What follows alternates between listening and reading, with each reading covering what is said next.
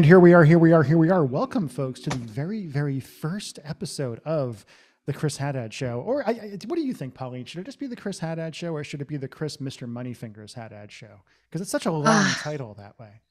I think it should be the whole title with the money fingers in there, but let's just colloquially and just friendly call it the like Chris Haddad. Yeah. Fair enough. Well, anyway, my very first guest, when I was thinking about doing this podcast, finally, after all these years, and I was like, who should my first guest on the show be? And I thought about it quite a bit, honestly. I had some options because, I know everybody in this business. You I could do. call people up. I could do whatever else. It could just be me and Angie, but I was like, no, I want to have Pauline Longdon on here, not Langdon, like I've said before. Yeah. Thank you. Because... well, I just really like you, and I think we have good rapport, and we can have some good conversations. But also, I'm just so incredibly proud of you. Thank you. Before. Yeah, because when I met you, 7 years ago now, something like that. Yeah. So we first met when you enrolled in my Escape Hatch course all those years back, and tell me a little bit before we get in, how did you fall into this whole copywriting marketing thing in the first place? Like what I know you have like a military background and a bunch of other stuff that's gone on in your life, but how did you end up becoming Pauline Longdon, amazing copywriter? Yeah, well, I got out, I was in the military for like 14 years and got burnt out and got major depression because they totally broke me. And I was facing a really uncertain future and tried to drive into a tree. Didn't succeed, obviously. Okay, hold on.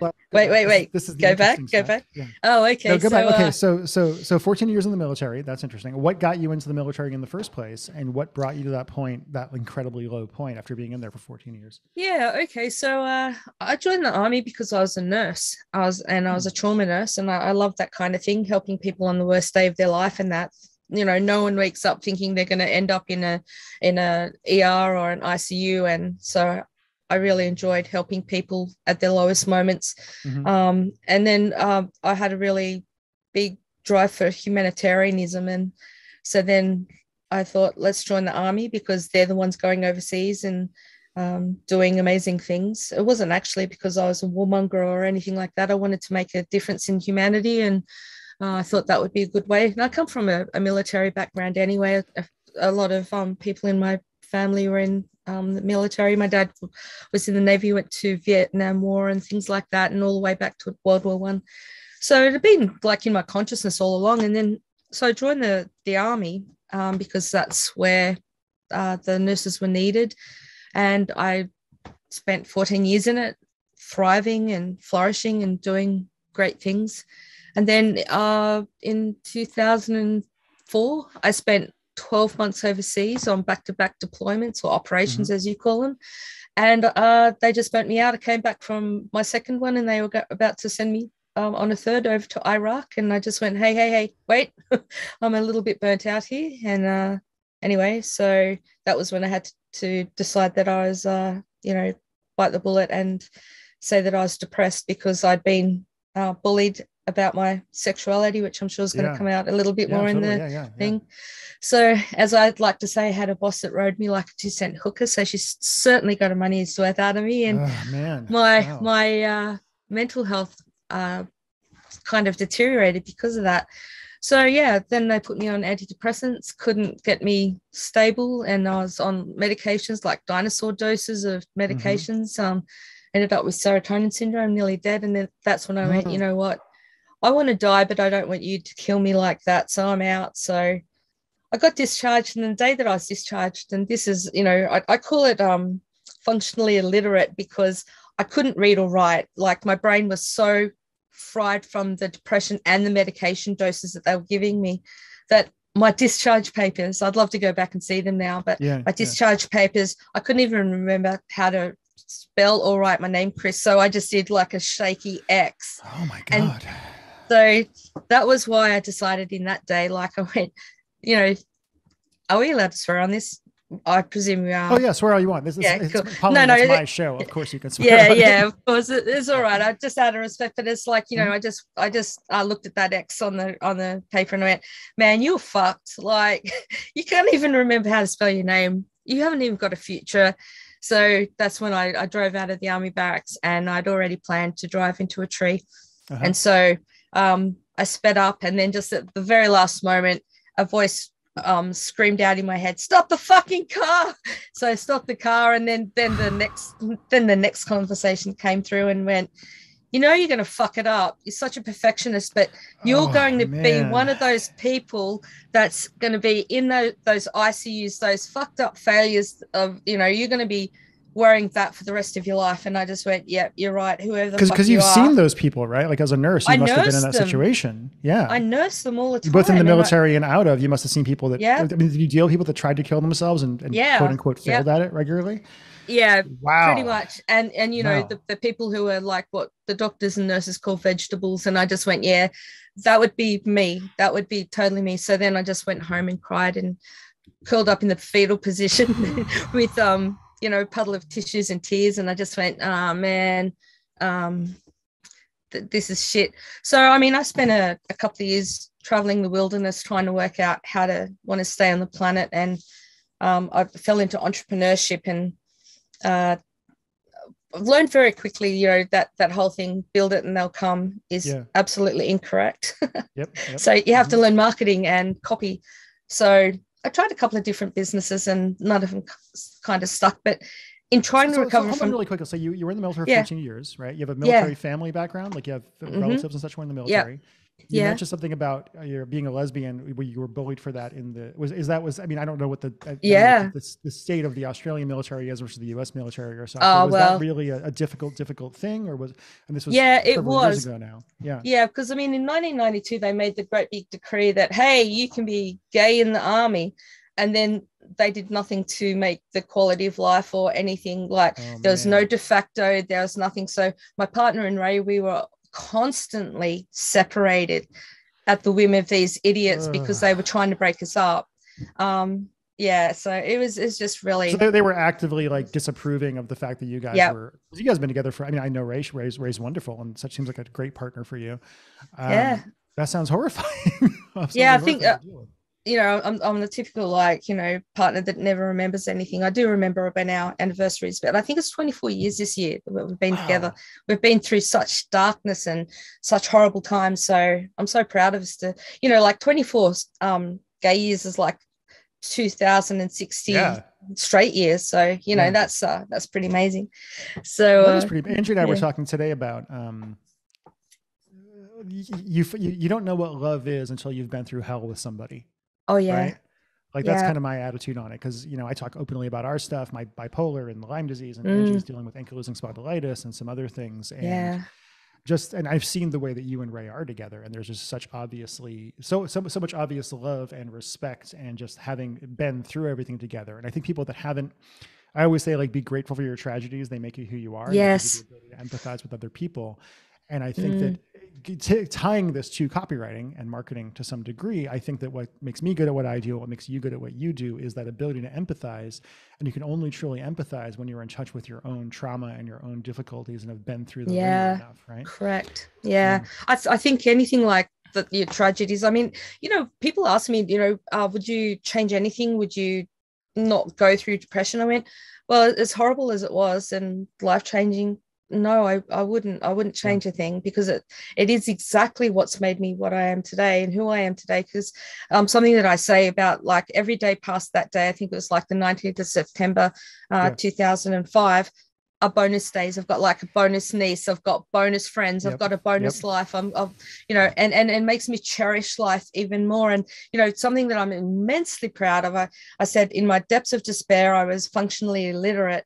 Look what I do for a living now. I would not be a copywriter if that hadn't have happened, because I would have just gone into a cushy nursing job and just been a nurse for the rest of my life. And there's nothing wrong with that. But man, what a I would have missed all this good stuff. I would not have met you, who has had such an impact on my life. You know, so many amazing people. So I am grateful for the lowest part of my life. Yeah. I feel the same way. I remember I've only really felt suicidal twice in my life. The first time was when my back was really, really bad. It was the night before I had back surgery. And I said to my girlfriend, Katie, of the time, very, very casually, I said to her, if this doesn't work, I'm going to kill myself. And it wasn't like oh, woe is me. It wasn't self-pitying. No. It wasn't depressed. It was just like, that is the logical next step because Yeah. of the level of pain I had been in for so long. And the second time was when my bipolar was really bad and I walked by the knives in the kitchen and thought about plunging one into my chest for the first time in my life and got through that. And I feel the exact same way since I got diagnosed and come through that. Like, I think I'm generally a pretty happy person, and it is because every day is a bonus day. Like, I didn't expect to be here, and I certainly didn't expect to be sane. I think the happiest people I know are the ones who have been brought to that insanely low level, that point of despair and just like wanting to give up on everything, and then discovering that life actually does have something valuable about it on the other end. It's amazing to want to be engaged in life. And I'll be honest, I think it was only about like maybe 5 years ago that I wouldn't have, I pretty much and that's what got me into copywriting and everything as well. Was I was looking for a way out because when I got serotonin syndrome, I just went, you know what, no more medications ever. I've heard of serotonin syndrome. I have a friend who has had it. Can you explain it for our friends? Yeah, for sure. So serotonin syndrome is when you've got more serotonin in your blood than you've got blood. And it's you got all this serotonin running around your body. And I'll describe what I went through was it's like your receptors, serotonin receptors are switched off, and you got all this stuff running around your body. And I was a nut. I had this superhuman ability to be able to, you know, those old CRT monitors, you know, the big bulky ones. I could take the pulse of that. I could tell how many times it was flickering in a minute because I was a nurse. I was taking a pulse of the world. And then fluorescent lights, you know, they flicker, TVs and everything around me was just like buzzing. I'd walk into a room and I could feel and I was hearing sound through my skin. And I've still got the imprint of it in my skin now that like if certain noises happen, I can feel that like that pain. It was actually painful to have those just because of the overabundance of serotonin in your body, which was causing you to be super duper like hypersensitive to everything. Wow, that's crazy. It was a trip. It was mad, and took ages to finally wash out of my body. So at that moment I went, no more antidepressants, no more trust in the doctors doing this. And so okay, I have to try to, if I'm going to stay on the planet, which clearly I'm, because this stupid bitch like yelled in my head and she's bound to do it again, is like, how do I do this? So I went wandering and I found like a natural healing modality kind of thing. It was very mindset based and changing beliefs and all that sort of stuff. And you could pretty much change a belief in an instant. So I just went, okay. So the practitioner said, yeah, I'll do some sessions on you. And I went, oh, how many sessions am I going to need? She goes, oh, you're going to need lots. And I went, oh, stuff, you know, I don't have enough money. So then she goes, but I do teach it. I went, all right, I'll learn it. So I started to learn it, started to do it. People started to notice. They're going, hey, what are you doing? I'm doing this thing. Can you do it on me? Yeah, all right. And then it was, can you teach me? So then spontaneously a business approach like emerged out of that, and people would approach me, can you teach me, can you do this? So I ended up in like Idaho Falls, America, doing all my teaching courses and stuff, brought them out to Australia. I was the first master in Australia of that healing modality. And then I was looking at the business. I said to Ray, I think this could be like $1 million business, like, but how can I get it bigger? And she went, I don't know, maybe that marketing and stuff. And so I learned marketing, and then tried to find a copywriter to write the copy for me. And that made me sound like I was a charlatan and a snake oil seller. And I went, well, that's not right. And so I asked the company that I hired, I said, oh, can you rewrite this? And they went, oh, if you think you can do better, do better. I went, well, I can't do any worse, can I? Yeah. So I wrote the copy for myself, and they went, holy shit, who wrote your copy? And I went, well, you did challenge me to do it. And so then people started to look at my copy and go, hey, can you write copy for me? It's always that, like, I do it first, and people go, hey, can you do that for me? I'm going to interrupt you a little bit as we go, because I want to dig into some things. Yeah. Are you a competitive person, do you think, overall? Do you have a competitive drive? Is that a thing that was like kind of a military thing in general, or just you naturally have a competitive drive to you? I have a competitive drive, but also something that I've learned from, and we'll get into this, I'm sure, with Paris, was he talks about the schemas, and he's spoken about them publicly, so I can mention them. But he talks about the schemas, and I've got one called the unrelenting standards. So if I'm going to do something, I do it to the highest level that I possibly can. And that's something, and really it's, there is the competitiveness, but there's that personal sensation of accomplishment and achievement to go to the pinnacle of whatever I'm doing. Like when I was in the army, I was a major, but that wasn't where I was stopping. I was going for full colonel, and I was told that I would be a full colonel, which is the top of, like, not just the nursing corps, but the head of the nursing corps for the Australian Defence Force. So let me ask you about that. Actually, this is really interesting to me, because I was talking to another friend of mine yesterday about success and about drive and about what makes people go to that kind of next level, and my own version of it, other people's versions. Like I'm not an entrepreneur naturally, right? Like I'm not somebody who was 16 years old being like, let's start a company. Same. Right? I don't run my company. Mike runs my company because I don't want to run my company. I want to do, I'm a writer, I'm a performer, I'm good at speaking, things like that. I've kind of got my alley and my kind of place of it. You were talking before about depression and what you were dealing with there. Were you dealing with depression much when you were like young, like a teenager and such? Or was that a thing that really came up during your military experience? I think it was really triggered by the military experience, to be honest. I think I went through that teenage angst of a little bit of confusion, because I was a little bit confused about my sexuality. I don't actually even say that I'm a lesbian, Chris. I think I'm like that. I actually fall in love with the person, not the packaging. Absolutely. If that makes sense. Makes total sense. So I was actually very confused as a teenager, because I was liking guys, I was liking girls, and I'm just going, I don't know. So I just abstained from it all, and I thought, I'll work this out later. I don't feel that I fit anywhere. So there was that more than depression. I think depression really hit me because of the circumstances in which, you know, I had that boss that just pushed and horrible. Yeah. I mean, you know, when people say 24/7, I mean, they don't really know what that is like until you are in the army, in this situation, this woman was eating, sleeping, showering, shitting, working in my grid square. Like, we were never more than like 20 meters apart, and we had loaded weapons, and we were on anti-malarial medication that gave us horrific nightmares. And it was hard to work out between reality and non-reality when you were having those dreams. And one thing that terrified me was that I dreamt, and I'll put that in air quotes, I dreamt that I was standing over her bed with my weapon at her forehead, ready to shoot her. And that's when I just like freaked the fuck out. I'm just going, I don't know, like, so I actually begged her to move out of our accommodation. For her own safety, because I wasn't the only one she was bullying, and I wasn't the only one having those dreams. So what are your thoughts about her now? I mean, this is quite a few years ago. I know you was a very empathetic person, right? So like my thing is, I look back on my own, a couple things. One, from the competitiveness question that I was asking you about was largely because like I used to be much more competitive when I was younger, like 10 years ago or so. And that was not because I was impressed by myself. It was because I wasn't impressed by myself and I didn't like myself. And the only times I felt good about myself was when I was winning, right? Because I was like, okay, I won that. So that proves something about me, even though internally I didn't care about I didn't like myself at all. I thought I was a piece of shit. Like I was making millions of dollars, but I thought I sucked fundamentally, right? So that's an interesting thing. But I've also noticed as I've gotten older and I've gotten a few more experiences, I can look back on people who I used to really hate and who I used to look at and say, that person, even the teenager who abused me when I was 6 years old, right? I look at him now being 44 and I can say, okay, well, what happened to him to get him to that point? Right? Like what caused that situation in the first place?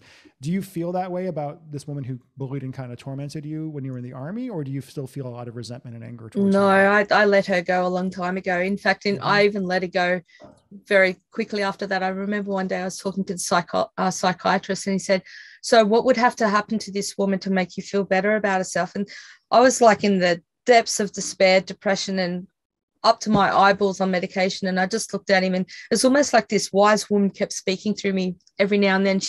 And I just said to him, you know what? She could die by death by Punjab or whatever, and it's not going to make one iota of difference to my life. So I don't care about her.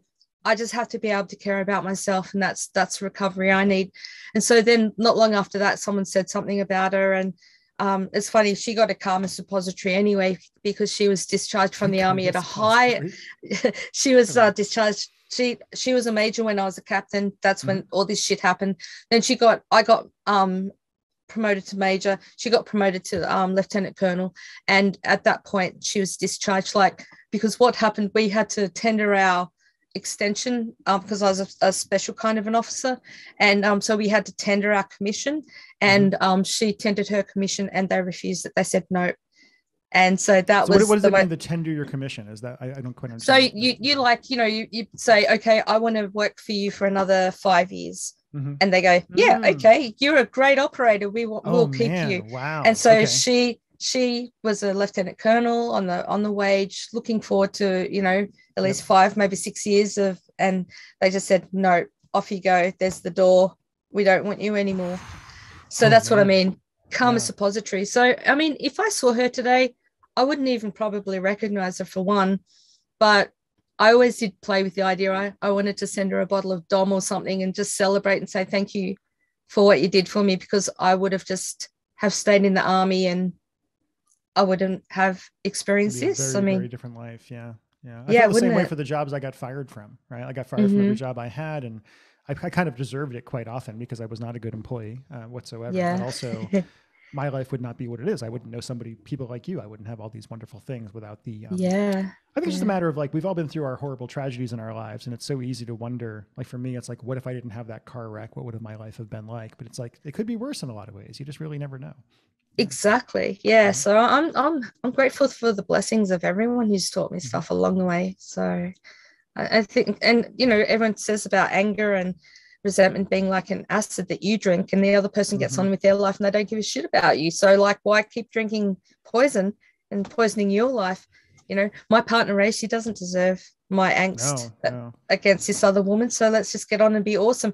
Maybe, and I don't really love the whole idea of revenge, but if there was revenge, her seeing me on the internet and wherever, doing well, that's got to get under her skin. So, it reminds me, I did an interview with, as a Michael Fiore thing, I interviewed this guy named Frederick Luskin years ago, who's like a professor at Stanford, I think. And he focuses on forgiveness, right? Forgiveness is the whole entire thing. Yeah. And he talks about how you don't forgive for them, you forgive for yourself. Right? Like if you don't, like, forgiving somebody doesn't mean that you accept what they did. It doesn't mean that you approve it. It doesn't mean they're getting away with it. It means that you are able to, I think you're able to, my version of it is I'm able to see somebody as a human being. Right. And I know my own flaws. And also with my bipolar, I know when I've been a monster to people in the past. So I'm able to kind of be like a little more forgiving of that kind of thing. But it's the only way to move forward is to actually let go of those things and forgive somebody. Exactly. And this is important for everyone, I think, and there's no accidents with talking about it on your first podcast, because if you have this mind trash and if you're going for success for the wrong reason, for a vindictive reason, you would just trip yourself up. So for goodness sake, just do it for yourself, for the betterment of yourself. Yeah, absolutely. If you're trying to prove something to somebody, like we all know people who are very successful who get to that height and are just like, great. Like there's no satisfaction. There's no anything because they haven't really done the work on themselves to be happy with who they are. Especially if for me for a long time, my entire identity was wrapped up in being successful, right? It was like, that's who I am. And when that was taken away, it was a really big education really quickly. Well, you know why it fails at that point is because there's the towards and away from motivation. So if I wanted to be like, better than that woman, and then I get better than that woman, that's like that away motivation of like, she's the reason that I'm stretching myself and that's my purpose. And then all of a sudden I get to that point and I am better than her. It's like, well, what now? Yeah. But if you're actually moving towards something and it could just be that I want to be the best version of me that I can be and blah, blah, blah. Well, that's always moving, because like once I get to the best version of myself now, that's not going to be the best version for me forever. And so I've got this thing that I call my unshakable why that I'd love to share on this call if I could. Go for it. Yeah, please do. Okay. So something that I did is so I fell very much into the woo-woo, which basically saved my life. Yeah. And it's not like religion, it's just more spirituality, getting connected with the wholeness of everything. And so one day I was just like sitting there, and I call it contemplation. I'm just sitting there thinking about the life, the universe, my deep thought. And I went, what's going on? I don't seem to be able to get any traction in life. And then I've got all these friends that have got these great big huge whys, like the Simon Sinek thing was like, have a big hairy audacious why are you here? So I've got friends that have got like whys they want to have, like schools in Africa, orphanages in India, and all this sort of stuff. And then I meet up with them and go, how's your school in Africa? Oh, it hasn't happened. And then, then COVID happened, and that's worldwide excuse. And then I was sitting there in contemplation one day, and I just went, why don't whys work? I'm always asking questions. And then the question I got, the answer I got back was, it's not big enough, and because it's outside of themselves. I went, what do you mean? That's interesting. And outside, why? So then I started to develop that and like sit on it a bit more. And I went, okay, so if your why was inside of yourself, what is your why? And it's like, why aren't you your why? Good question. Started to think about that. And then I got like the imagery of like a pond and a ripple in a pond. And it's like, well, if you are the center of your universe, which you should be, and this sounds selfish and it's meant to, if you are the ripple of the person or the whatever that causes ripple in your pond, why would you, as a why, be trying to action all the ripples instead of the pebble that creates the ripples? And I went, good question. So then I'm looking at it, and then I just got the word unshakable why. And I went, okay, so this is now starting to make sense. So then I started to look at, okay, so I don't think me in this moment would be a big enough why. And then I got good insight. And so then I looked forward and I went, but what if my unshakable why was me 20 years in the future from now? Like, I never meet this woman. So I go, okay, so if everything that I do in this moment is for her, it gets rid of shiny object syndrome. It gets rid of all the indecisiveness, because if I keep sight on her as my unshakable why, anything that deteriorates her life is a no. So I look at it as like a litmus test. It's like, does this help her life, hurt her life, or is it just meh? If it hurts her life and it's just meh, don't do it. Why would you do it? Whereas if you if it makes her life better, then obviously you go for gold and you do more of it. So my unshakable why is me 20 years in the future, having all the money in the world that she wants, having all the health choices, because money is no object. She could, I like to think that she's sitting on a private island drinking rum, smoking cigars with all her friends, like whatever. She wants to be that old woman, and that's it. So that then brings me back to now. And so my unshakable why is what gets me out of bed for a 4 a.m. call with Paris every freaking Saturday morning for the last 6 years. It's a thing that will make me get up in the middle of the night for things. It's a thing that drives me forward when I don't want to write in the daytime and go, yeah, but you're just taking like a bottle of rum off that woman's bar. So get at it. So it's like, really interesting to me. It's really interesting to me, because you are a very empathetic person, and how I've known you the last few years. And it's really interesting. And you don't seem like a selfish person at all in our interactions whatsoever. And it's interesting to me that you third person yourself in order to do this, right? It reminds me a little bit of when I know a little bit of hypnosis and regression stuff and things like that, and talking to people and like working with people that have been through trauma when they're kids or whatnot. The best way that I've had that work for myself and for other people is not making it about you, but making it about that child. Yes. Right? Like being like, hey, that little boy, Chris Haddad, who went through that, and feeling empathy for that child, instead of being like, because otherwise you could feel like a victim in a way, right? Because you're like, oh, yeah, it's me. I think it's really interesting that your future, you're thinking about that woman, that person in the future who you're going to be, as opposed to your own ambition or your own aggrandizement or anything like that. It's a really interesting psychological trick that you've done to yourself to do that. Yeah, well, it's a good trick because it's working. And I joke because I heard Joe Polish talking about, trust fund, I think something rather. And I went, yeah, she's a trust fund retiree. That's what she's going to be. Awesome. I'm setting up all the money right now. And so when I started to do that, and then I started to share the whole idea of the unshakable why, other people going, well, I don't really want 20 years in the future. I want maybe 10 years, 5 years. I said, yeah, but do you. And then I have people push, like resist against it and go, yeah, but my children are my why. I go, without a doubt, your children can be your why, but they can't be your unshakable why. Just as like when they say the cliche, but like I know from my time in the military that if you do not put your oxygen mask on first, and you try to put it on a child first, you're both dead. Whereas if you put it on you first and then you put the child's on, then you both survive. So that's like the biggest like metaphor that I can say for like your unshakable why.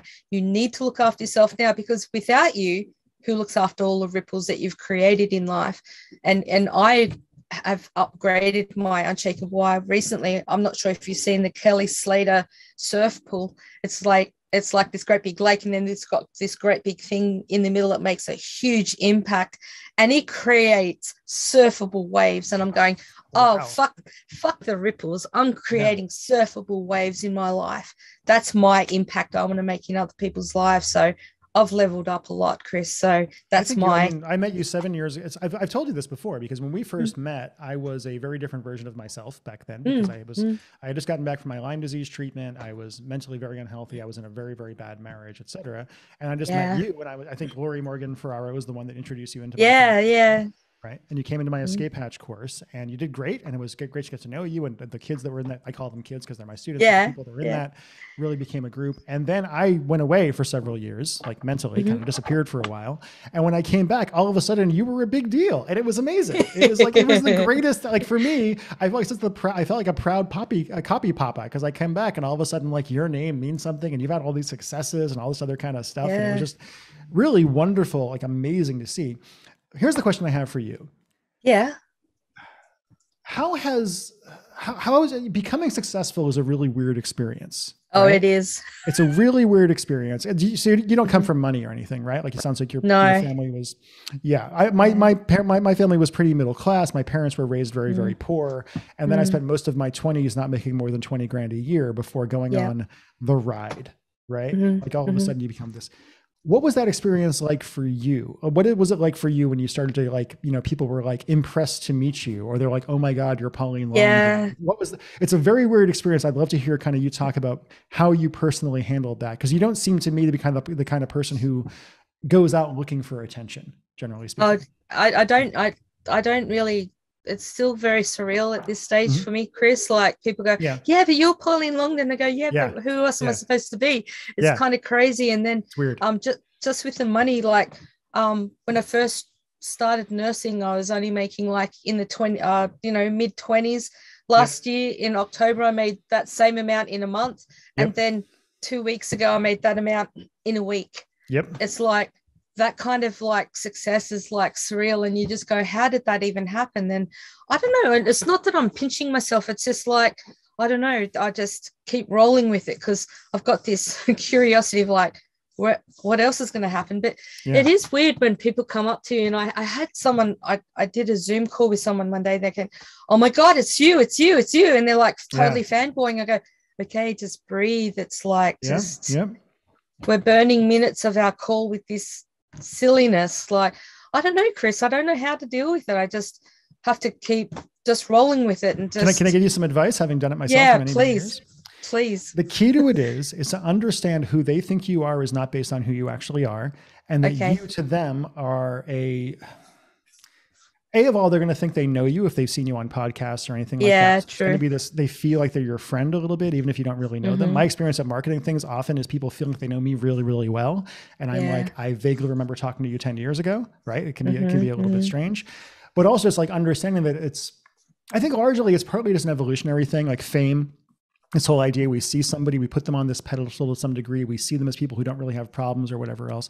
My best way of being able to deal with it is to remember when I was quote unquote not a big deal, and to just be as kind as possible and to be as welcoming as possible. To kind of use that, because you've seen me at conferences, people will they'll stand like 5 feet away and not say anything, and you're just like, dude, just another person, been right where you are. But I also remember being around like Frank Kern and Jeff Walker and Carlton and those guys back in the day, and being terrified to talk to them. So I think the best thing to do is just to hold on to your humility and realize it's not really about you. It's about who they perceive you to be from who you are in the world, and their own ideas about what success are. Yeah. No, thank you. That's really great advice. And I mean, also the other way around as well is something that you really helped me with. And I think it was something that helped me get the eyes of Paris was you said I think you and I had a brief like one-on-one call as part of the escape hatch. And I said, that I was nervous to meet like the big guys. And you said, Pauline, they're just people like you. Just don't put them on a pedestal and all that stuff. Be respectful of them, but don't be afraid of them. So when I finally, I went to the Titans of Direct Response, met Paris, didn't really make an impression.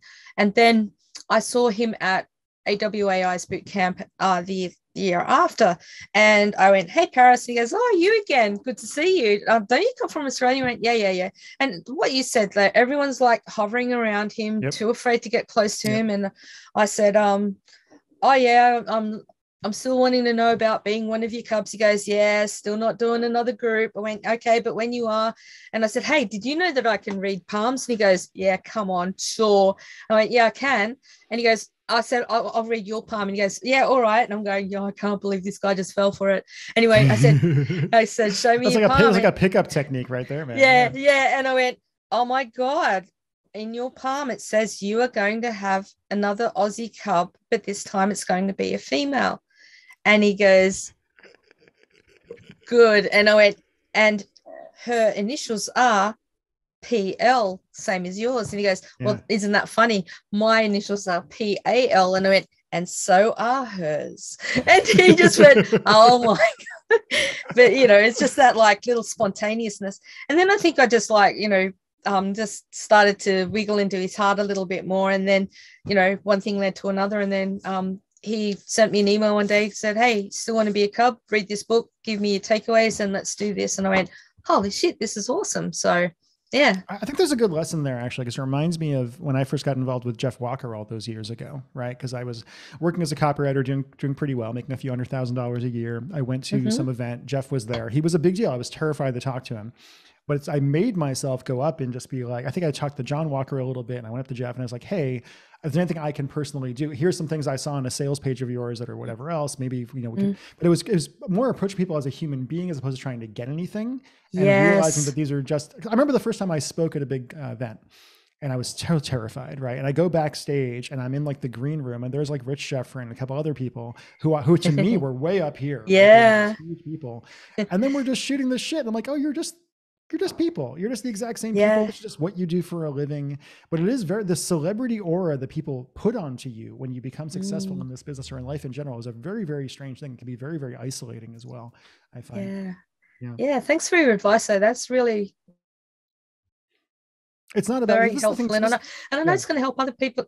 It's going to help your listeners as well, because we all go through it. I never thought I'd be a big deal, but look, here I kind of am. I mean, I still don't even think I am a big deal. I'm just me in my house, in my office, that's a weird thing, like living your regular life where you're just a regular person. And then like, if I go to like TNC or something, like Mike Halakakis, who works with me, is like, I cannot walk down the hallway with you anymore. Cause it's like you can't go more than 5 feet, but then you go right back home and you go to the supermarket and nobody knows who you are anymore and nobody cares. I love that part of it. I love that. Yeah. What has been your proudest moment in your life, do you think? Whether it's your career or otherwise, what do you think your proudest moment is? I think actually getting my biggest break into actually becoming a copywriter. I had tried to, I was studying marketing, then copywriting, and then there was a copy team in Australia that I really wanted to get on. And there was about like 15 dudes on the team. And I went up to the guys called Mal Emery, and I went up to him and said, because I was one of his clients and kind of on the outside. And I said to him, I want to be one of your copywriters. He goes, I've got enough copywriters. And I went, yeah, you probably think that you do, but I don't think you've got quality. They're the ones who couldn't write for me. So, and I said, you don't have a female copywriter. And he goes, yeah, but females don't often become good copywriters, Pauline. And I went, yeah, okay, that's, but at the time, I know it was kind of like hard to swallow, but it's like, he was right, because at that time in Australia, there was like the sum zero of probably some number of like 0 to 1 female copywriters is really doing anything. And I went, yeah, okay. And he goes, I don't even know if you can write. And I went, well, I've actually been shadow writing for one of your copywriters. And he said, what job did you do? And I went, I wrote for this client, and actually I wrote a thing for your son. And he went, I wondered why that copywriter could all of a sudden write. He said, okay, I'll give you a go. He said, but I'm only paying you half price. So I shook his hand and I said, I would have done it for free. And he went, you little shit. And so then he goes, but Pauline, if you blow this is it. This is your one shot. And I went, I'm not going to blow it. So cut a long story short, Chris, this guy's known for like all the red pen on his critiques and that. More red pen than his black pen on the page. Anyway, I get his critique back, and there was hardly any markings. And so I contacted his PA, said, hey, I think I've got the wrong critique back. And she said, I think you ought to sit down. And I went, okay. She goes, you have just blown his head off. He just went, fuck, that girl can write. Like, fucking give her all the work, anything that she can handle, load her up. She is gonna. She's like. So then I became their top copywriter in a very short amount of time, and then that's what I'm most proud of, because that is one moment where I backed myself and didn't back down. And I don't know where. Yeah. I believe in myself, but that courage came from nowhere, and I just went, well, you're never going to know until but you've told me 2 stories in a row now about you being courageous and you being, I feel like, but seriously, like we've talked for half an hour now, 40 minutes now. Yeah. And you've told me a couple stories about you being very courageous and you being willing to go to your commanding officer who was horrible and say, I need you to move out or something's going to happen. And being willing to be brave enough not to drive your truck into a freaking tree and whatever else. And I don't know. I think there's something about yourself you might not be as aware of as where you might need to be. About your own kind of bravery and thrust. Why do you think it is, certainly I've been around this business for almost 20 years now. Mm-hmm. And when I was earlier on in my career, there were very, very few female copywriters at all who were any good at all. And even now, I hate when I hear the adage from people like, oh, listen to this person is one of the best female copywriters. I hate the female. I'm like, who cares? Like, why does it matter if you have a penis or not about whether you can write copy or not? And also so many men are, I was actually doing a critique for somebody this morning. And I read the letter that he showed me and I was like, so a man wrote this, right? And he's like, what? I'm like, so it's because it's a female POV letter. It's supposed to be about a woman. I'm like, a man wrote this. He's like, well, how do you know? I'm like, A, I'm good at writing as women for most men, right? Mm-hmm. And B, I have never in my entire life seen a letter or anything else that was written by an actual woman that had something in it that said something like, girl to girl, let me explain what's going on. Like for some reason, men, whenever they're trying to write as women, always put in this just between us girls. And I'm like, I've never met a woman in my entire life who actually talks that way.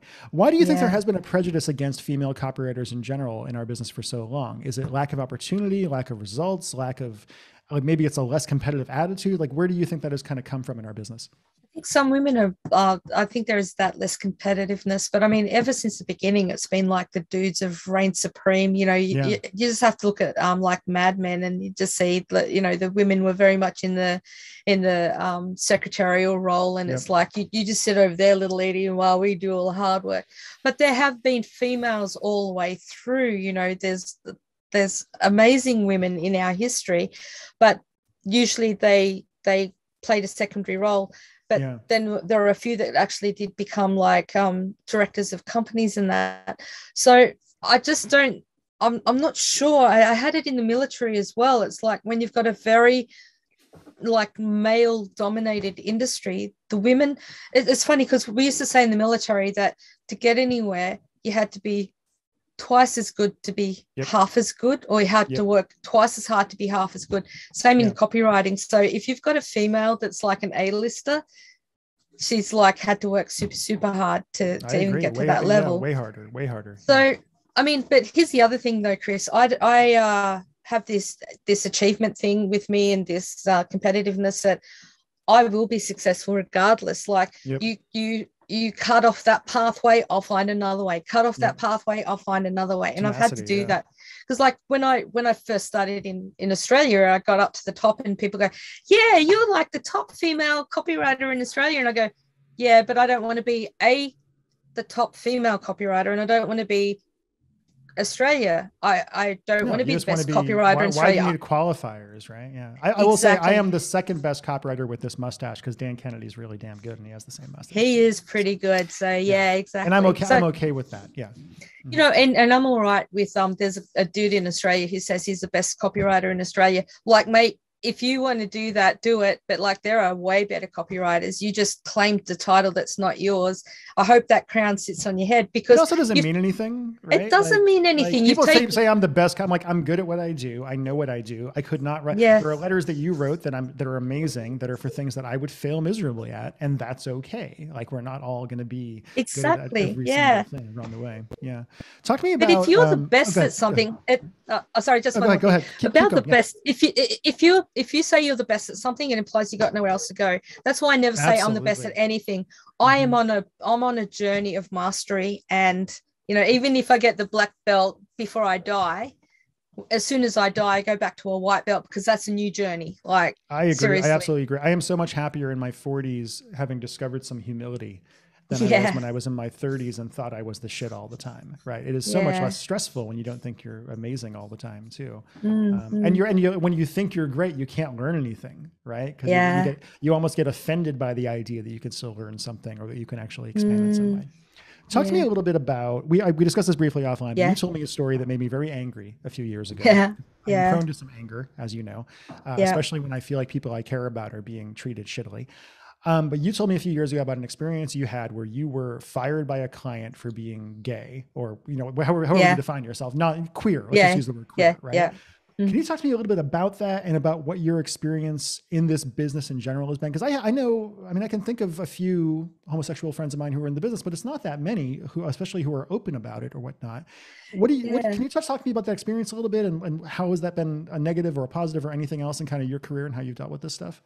Yeah, well, I mean, I think it's the same thing as like the gender and all of those issues. Like, I don't know. I don't write with my tongue. I don't write with my vagina. You don't write with your penis. It really doesn't matter. Actually, I do write with my penis. I do. Oh, okay. So I misspoke, and I shouldn't speak for you. I'm writing a novel below the table right now, actually. Excellent. Awesome. I saw those funny little micro movements. So yeah. So but yeah, I mean, I never lead with that. And I guess that's why I wrote for them for a while before they cottoned onto the fact. I mean, it's nothing that I lead with. My private life and my private life it doesn't matter.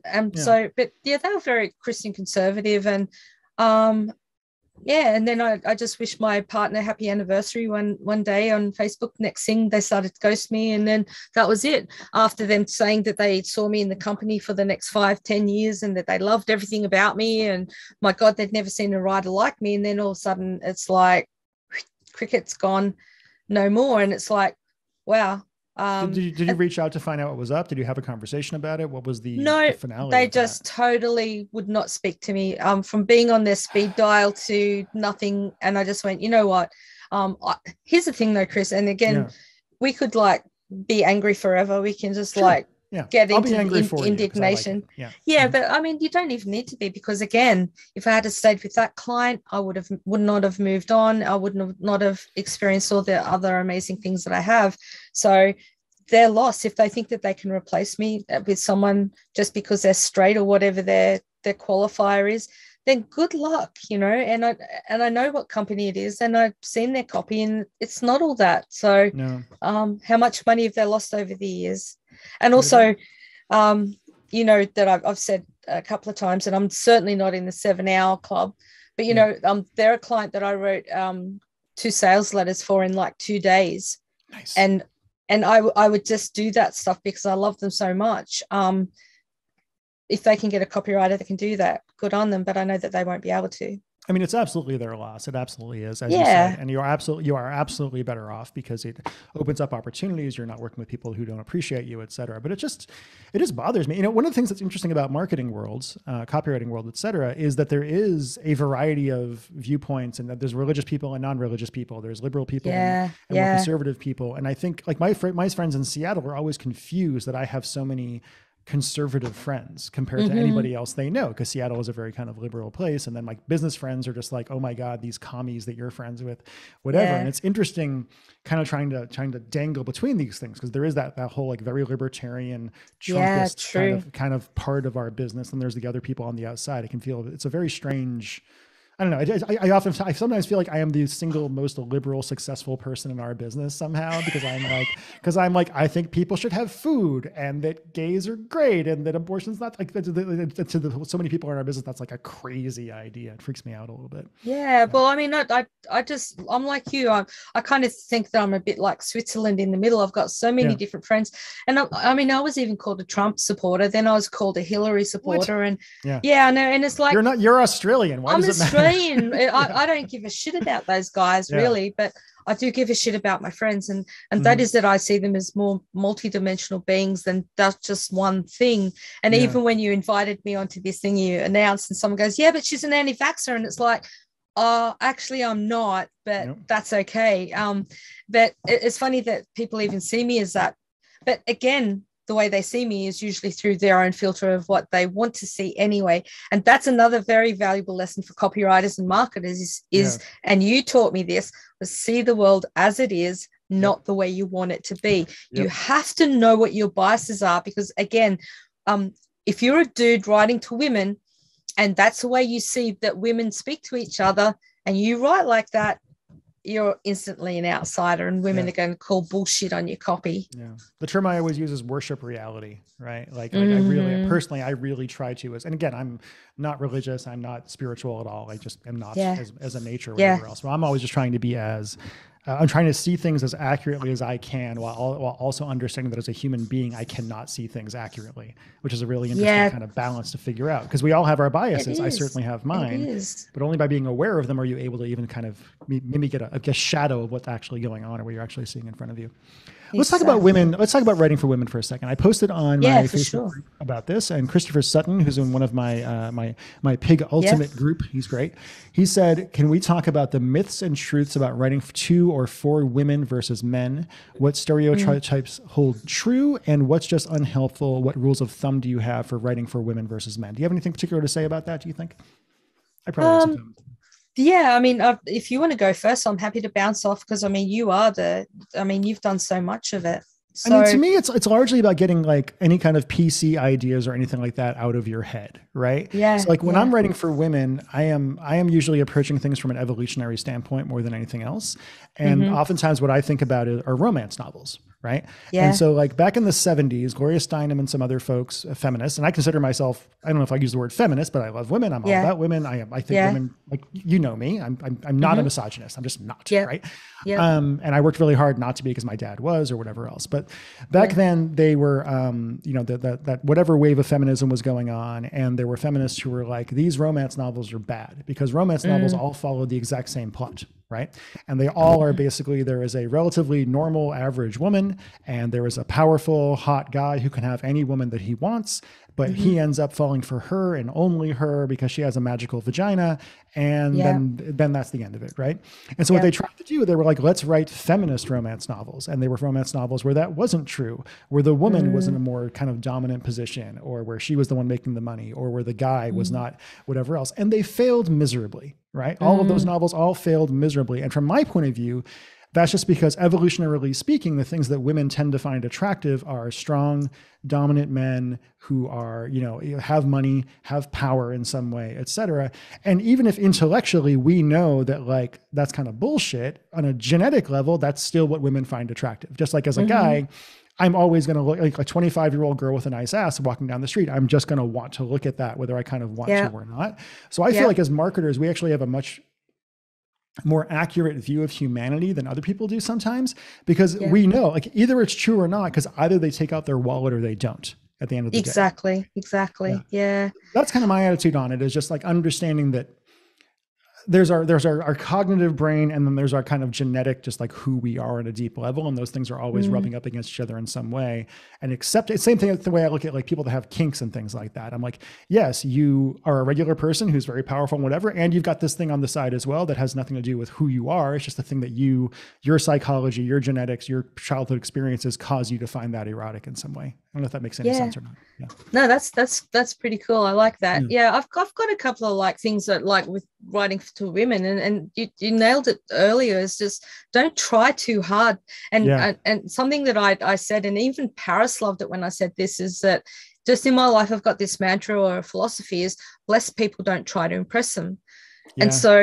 And so when I'm writing for women or for men, I'm trying to bless them with the solution to their biggest problem. I'm not trying to impress them into it. And then the other thing is that I'm very cognizant that you do not insult the person with the credit card. And so most of the times women are holding the credit card, like they make 85% of the buying decision. So why the fuck would you insult them? And the other thing is that women do not react the same way as men do to challenge copy. It's like, oh, you go, oh, if you don't buy this, hand in your man card at the checkout and cut off your balls while you're at it. What are you, a pussy? Come on, man. Yeah, come on. You are correct. That would not work with women at all. And women, just they will cut your balls off at the checkout if you try that. But so just remember who you're writing for. But really, Chris, if I'm writing to women, I choose women that I know. So if I'm writing a supplement, I'm writing to my mum. And why do I choose my mum? Because I love her, because I want her to stay safe. I'm not going to sell shitty supplements to her. And then the other thing is, I'm not going to shit talk her. I'm not going to try to lie to her, because she's going to call bullshit straight away. And I noticed someone said something about ethics in copy in your thread as well. And this lens, what parameters do I have for ethics? Man, I won't write for something. I don't even get to ethics in writing. I don't even have to think about my ethics in writing. It's because I don't take jobs where I would have to compromise my ethics. For me, the filthiest C word in the English language is not the 4-letter one. It's the word compromise. If you compromise, you're giving away part of yourself that you weren't prepared to give away. People can call me that other C word till the cows come home, and I say thank you for the compliment, because they're useful and take a pounding. But compromise, if you tell me that I have to compromise on something, I'm not compromising at all, because that's when I have gone against my moral code and I have to sleep at night and I won't be able to. So I don't even get to, so how would I unethically or ethically say that in copy? I'm ethically writing in copy because I've taken the job in the first place. Yeah, I agree with you. One of the best things that ever happened in my life was when I got successful enough to be able to choose who I was working with. Right. Perfect. That took a few years, but when I got there, it was a great thing to be able to not have to, because again, I mean, this business, we've all worked with people who have no ethics whatsoever, or especially when you're early on, you get hired and you're like, I just need to pay the bills. What am I going to do? So it was well, actually, I never did that. Well, good for you. You're I had my ethic. Yeah. Well, I mean, I know that I don't know. I just went, even when I needed the money, I just went, no. And I just had confidence that money would come in the other way, because what you say yes to means that you say no to everything else. So as soon as you say yes to something that's unethical, you've said no to all the possible ethical things. So I just backed myself. And I guess it's that courage that I didn't know that I had until today, that I just said, fuck that. You seem like a very brave. I've known you for a while now, and we've had some conversations. And I actually remember when we first met in person at Copy Accelerator a few years ago, and you were talking before about what it's like when you see somebody and they come to you. That's the experience I had with you. Where I was like, oh my God, I'm finally meeting you in person. Okay, let's go through a couple. We've been going for an hour now. Yeah. Oops. So as long as you still have some time, we're going to keep going for a little bit. I've got all the time. Yeah. Perfect. That's great. Let me go through a few questions people had for us that they wanted to talk about. Yeah. So David Eiler, who is one of my piggies, he says, Pauline has studied with several top-notch copywriters, including me. What's the most memorable thing she learned from each? What's something they taught her that still informs the way she approaches research and writing? So maybe me, Paris, and if there's anybody else you want to throw in, what do you think of those core points? So I can't really share much about Paris. So let me start with... He has this thing. Yeah. Totally, So I've got this NDA thing, but I probably can share something, but I'll warm up with Clayton, because Clayton was what my first copy crush, and here's the reason I really Clayton got Makepeace, if anybody doesn't know the name. Clayton Makepeace, and amazing copywriter, died a few years ago now. So I think he was like one of the guys who had the biggest influence on me. He's certainly the one who got me to go to Titans of Direct Response. I thought I was going to meet him there, but then his wife had an operation and he didn't go. But so Clayton Makepeace at an event that I was at in Denver, I said to him, man, if I could write half as good as you, I would just be such a happy woman. And he goes, Pauline, you've got to understand, like, I think you're comparing your first draft to my 16th draft. Stop it. And I went, oh my God, really? Yes. Okay. And so I started to look at copy better and differently, and just go, it is a process to get it as polished and as amazing as like Paris, David Deutsch, you, and Clayton and Carleen and all of my copy heroes. It's like, don't think that they just got it like that. Like, they got it right the first time. There's so many variations. And something that I have learned through like David and Paris, and that is that copy is one in the research and the editing. The writing process for me is like, I've researched so heavily and so deeply that when I'm writing, it's almost just like taking dictation. There's been several iterations and versions in my head. I just take dictation, get it on the page, and then I edit the shit out of it, and then it becomes this amazing thing. So that's what I've learned from David Deutsch and Paris. Paris has said it publicly, but just trust the process. Like sometimes you don't know why life is leading you, to the teachers, or sometimes, you think, is this ever going to happen? I mean, I have cried the ugly tears, Chris, going, when is it going to be my turn? Like, seriously, what the hell? And then all of a sudden, out of the blue, without warning or anything, you become flavor of the month. And it's like, like, I remember the first time when I saw someone call me an A-lister, and I went, because I jokingly said that I was an A- lister, because I thought that's pretty cute, because then it's like self-deprecating. Yeah, but it doesn't have that pressure. And I wasn't calling myself an A-lister because I knew that I was getting good, but I just would never have the audacity or arrogance to say that I was an A-lister, because that's just not the way I work. People will let you know if you are, right? The people that are don't talk about it. They don't need to talk about it. You don't go around calling yourself an A-lister. People just know that you are, right? Yeah, exactly. And then the first time that ever I was called an A-lister, I think it was Brian Kurtz, and then people started to follow by suit, and then all of a sudden it's like Pauline the A-lister, and it's like, wow. So that just trust the process, because if you try to make it happen, it's like you see a butterfly coming out of its cocoon and you go, hey, I'll give you a hand, little guy, and you pull it out. Well, it hasn't emerged at its own pace, and then its wings are stuffed. So just have confidence and trust the process. It will happen as it needs to. And when you get in, it's like I've seen in this industry people who try to help people by introducing them to people. I call it like letting people in the room before they're ready. And so, yes, you've introduced them into the room, then you leave them alone, and then that person dies in that room because they don't have what it takes to stay in it. Whereas when I know that people say to me, oh, well, I let you in that room, I opened the door for you, and I go, yes, you opened the door, but then you fucked off out of that room, but I had what it took to actually stay in there. So that's, like when you start to get successful, people say, yeah, that person's only an A-lister because of me. And I trained Chris Haddad and I trained Pauline Longdon. They're trying to I call that wearing your mentees medals. And I never wore my soldiers. I love that term. That is great. Yeah. I never wore my soldiers medals when I was in the army, and I'm not about to do it now. So I'm even not secretive because I'm ashamed of my mentees. But if they want to go out and say, hey, Pauline Longdon trained me, I'll go, yep. I'm so proud of you, but I'm not going to be the one who says this person is who they are today because of me, because we are the sum of all of our parts. I can't imagine ever doing that, honestly. Me personally, I'm just like, no. It's so arrogant. You do see it. You do see it all the time, and then just go, wow, really? Chris Haddad, he's amazing guy.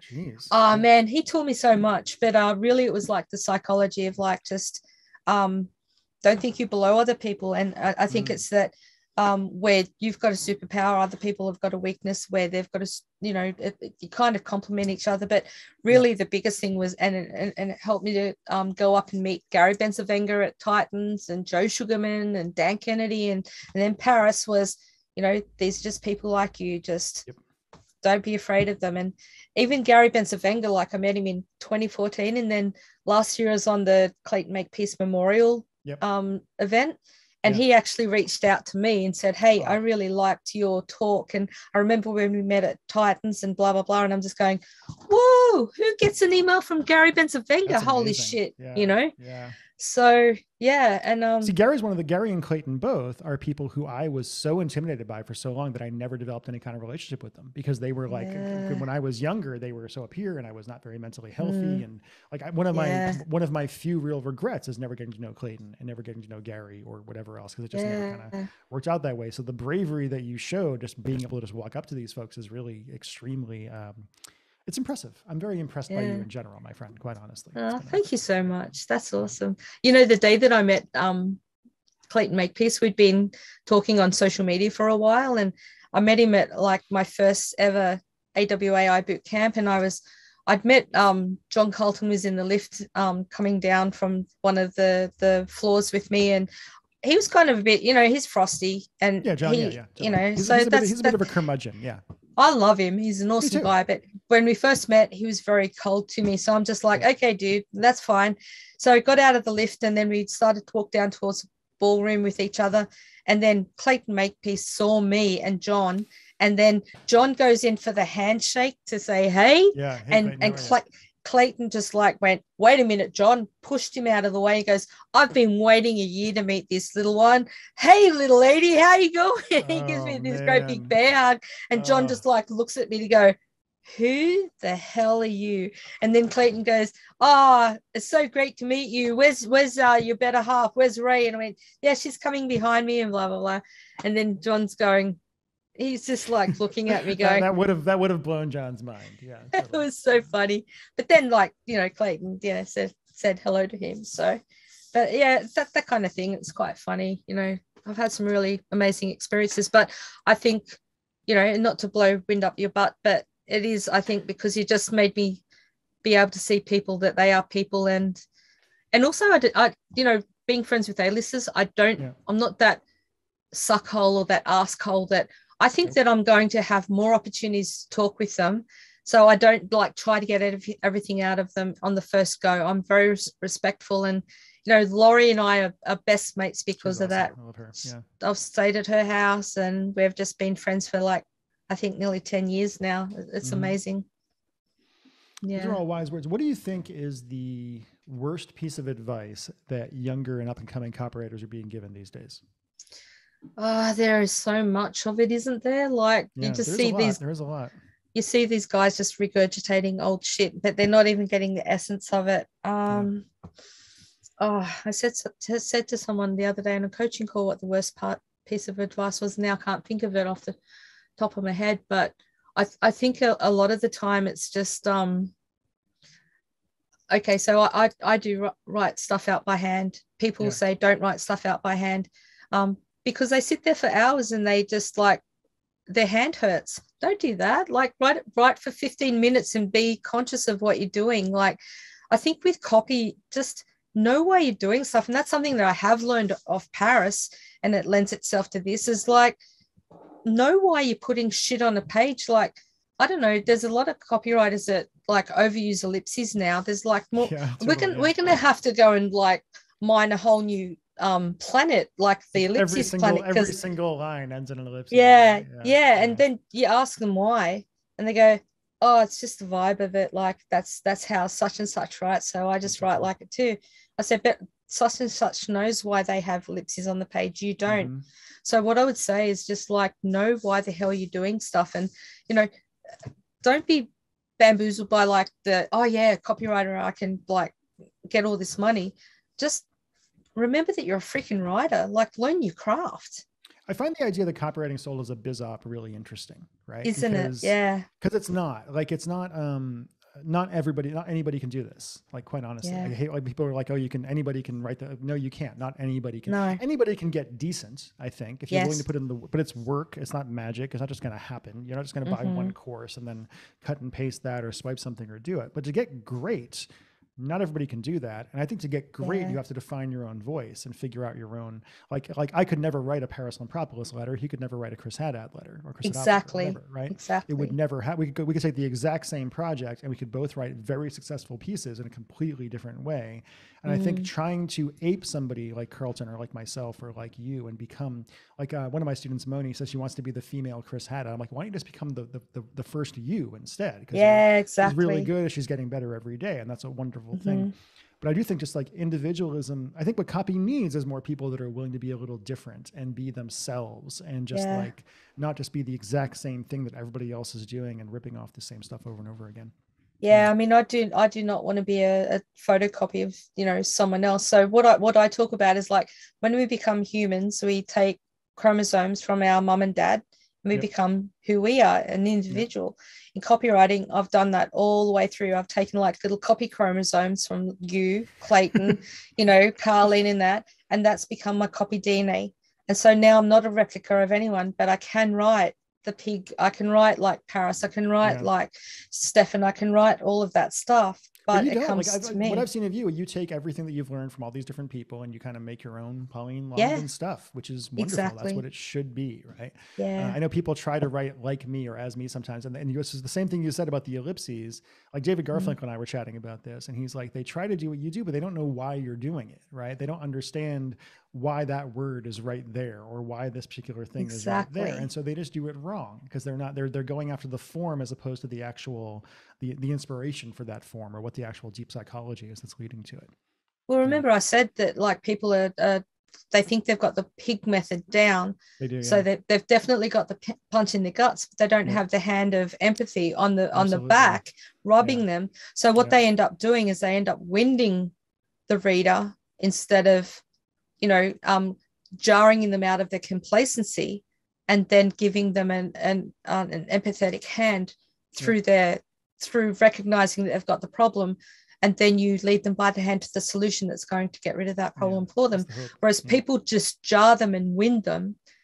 And then again, people they get hurt and they think, oh, this is a hopeless situation. Nothing can help me. You can't depress somebody into buying, right? Like exactly. You can't like depressed people don't buy. I've been very depressed in the past. You've been very depressed in the past. You mostly just stay in bed and play video games and masturbate and eat ding dongs, right? Like it's just, you're not going to go out and be doing things in the world. So I guess we should wrap it up. It's been over an hour, like an hour and 10 minutes now. I mean, thank you, Chris. Yeah. This is exactly what I wanted my first episode of the show to be. I think you were honestly the perfect guest to have on here. I knew we'd have a nice, easy conversation. We'd go in interesting directions. I will undoubtedly ask you to come on again at some point in the future, and we'll talk about. I would be honored. Yeah, but I just got to say, like, I am so proud of you. I am so. When I woke up from my little mental vacation and saw what you had done while I was gone, it was a very emotional experience. And it actually was really valuable to me because I was in such a low self-esteem place at that point in my life. And then coming out and seeing you doing so well and you telling me that I was part of that was a very powerful thing to hear. And I really appreciated it at the time. So. Yeah. Oh, you're welcome. And I think, chest out with pride, Chris, because even when you don't think you're making an impact on people's lives and in people's, lives, you are. And that's got to be big, for you. And I know that that's going to happen for me too. So thank you for everything that you've done for me. And I just appreciate you and I adore you so much.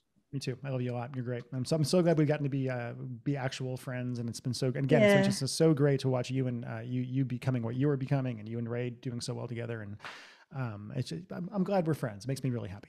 So thank you so much. Okay, I'm going to stop the recording now, and then we're going to talk about the really interesting stuff when nobody else is listening.